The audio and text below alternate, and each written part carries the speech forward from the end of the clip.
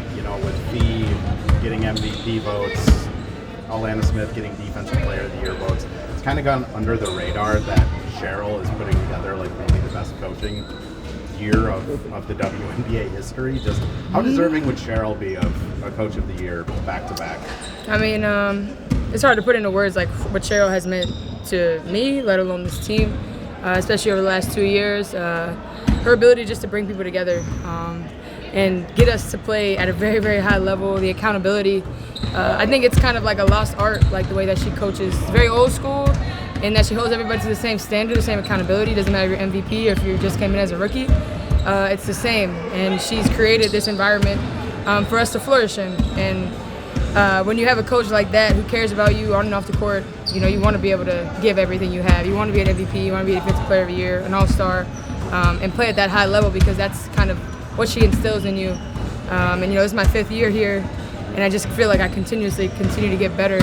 And a large part of that is what Cheryl has built here, and then who she's put around her, and then also like the players she's brought in. It's just allowed us to continue to ascend, and that's credit to her, because it's not easy. And I think she's grown too.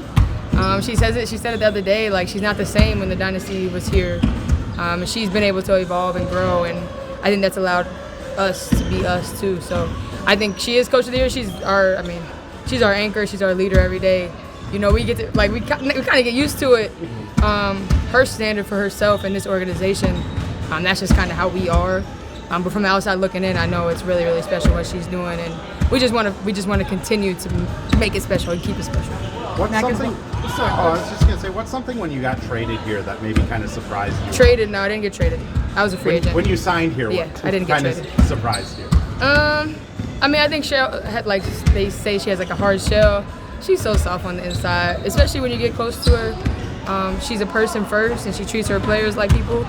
I've always had that. Even in the beginning of the season when I wasn't here, I was treated like a person before a basketball player. And that's a little bit unheard of in the pro business. So I've always had that relationship with Cheryl. I feel like, when I signed here, she called my mom and dad and said that I was safe, and that she was going to take good care of me. And those things go a long way with people like me. So that's just kind of the relationship I've always had with her. And, I feel like sometimes because she does have that hard shell, that hard exterior, and she does have this demanding presence about her, people forget that she's just kind of soft on the inside. Mac, how has she, you mentioned kind of how she's changed from the time you first got here, as you and Fee one of the longest tenured, Lynx players, how she has changed and the current version of Cheryl right now? I mean, it's to the times too. The players that are here, like Courtney, T, Nay, it's just a different vibe. It's different than, these old school, ways and BBs. It's just a different type of basketball, different brand of basketball, a different league that we're in. And she's adjusted to that.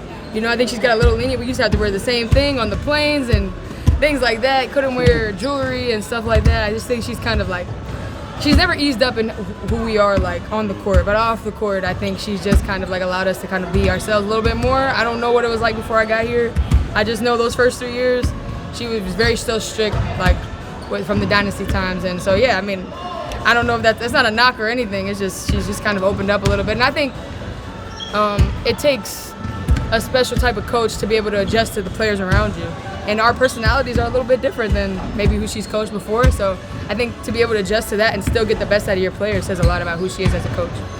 Did you get a chance to follow along with T, Court, and Nay at the State Fair? I didn't, but I was at Starbucks with them yesterday with the PSLs and all that stuff. So it was fun. I mean, the Studbuds are rock stars right now, and I'm loving it. And I know that, they deserve everything they're getting.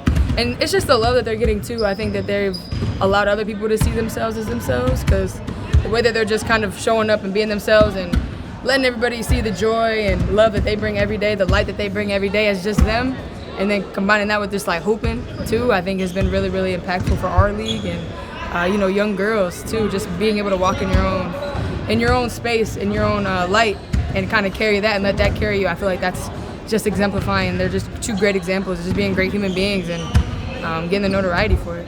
How cool is it?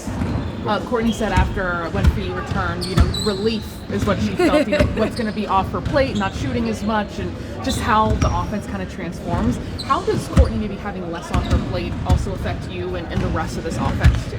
Yeah, I mean, Fee's such a big part of what we do. She has been. She just creates so many mismatches, and the defense always is going to be paying attention to her. She's number one on the scouting report, and we know that. And that's how we've been playing. Courtney and I have really like established ourselves around Fee, you know, and we've been able to kind of ascend in our own ways because of Fee. So when she was off the court, I feel like we had to do a little bit extra. We were like, oh man, we're so glad to have her back. We can kind of go back into our normal roles. But we still want to be at that level, that competition level of where we're able to take advantage of that gravity that Fee does have. That's what makes us great, you know, Fee's ability to get hers and do her thing, and us being able to be at a high level right behind her is what makes us special. So I feel her on that, you know. It's a little bit harder playing 40 minutes without Fee, of course. And we had so many players step up, but you know, we can't really replace Fee, and so it's just really good to have her back. So relief is the correct word to use. Yes. Kind of in regards to the stud buds, I mean, you've been in the league a long time. When you first came into the league, did you think something like what they've created in that community was possible? I mean, when I first came in the league, like people weren't even out or anything like that yet. You know, I was 2014. I'm aging myself. But it wasn't something that you We're just the like, same age, it's fine. Yeah, but it wasn't something that you just talked about outwardly. And now you see couples and you see, you know, everybody kind of being their own selves, and that's just kind of like where the world is now, and it's a beautiful thing. This is how it always should have been. But then being able to do it on this level, and like I said, I just think the ability to allow others to do it, young, old, you know, you see all different walks of life, all different ages, age gaps, wanting to be like the stud buds, coming in with pink wigs and just kind of hanging out, being rock stars just like them. So I think that's like the most beautiful part about it is it's on the human level, and that's how it always should have been from the beginning. And especially in the world that we live in now, I think that it's even more important than ever. You guys have a chance to lock up the 1 seed as early as I didn't even know that. If Atlanta loses tonight, but They play Vegas, right? Yep. Which could be like the next couple games. Pretty possible you could do it with 4 or 5 or more left to play. It's kind of a debate we like to play on the media a lot, like rest versus rust. As a player who's programmed to play hard no matter what, kind of how's your approach to that when seeding all locked up and still 4 or 5 regular I honestly had no idea until you just told me. So that's kind of how Cheryl is, though. She wants us to just be so focused on 40 minutes at a time, which I love because then you're not looking too far ahead or whatever. Cool. Like, of course, that's what we want. We want to be able to. We feel like if we win our home games, we give ourselves a really good chance to win a championship. And that starts with like seeding, and you work all season long to be able to have that home court advantage. And we feel like we have a really strong home court advantage. So we want to be able to, continue to fight for that, not only for our fans but for us in the long term. And understanding what that means to be in big games at home, I think in the playoffs is really important for us, but it's important for every team. So right now it's just 40 minutes at a time, but we would love to be able to, say that if we can win our home games, we give ourselves a chance to win a championship. Thanks, guys.